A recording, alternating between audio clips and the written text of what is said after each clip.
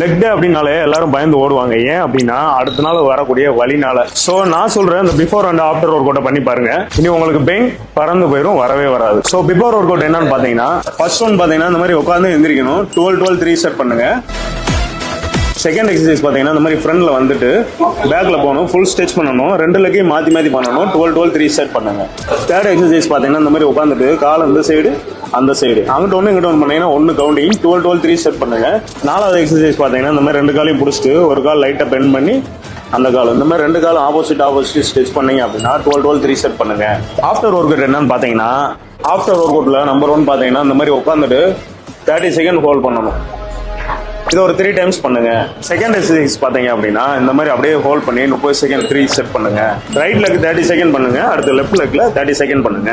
Third work out பாத்தீங்கன்னா இந்த மாதிரி காலை ஃபுல் ஸ்டிப்பா வச்சுட்டு பேக்ல இந்த மாதிரி மடக்கி வச்சுட்டு ரெண்டு காலுக்கு மாத்தி 30 செகண்ட் 3 செட் பண்ணுங்க.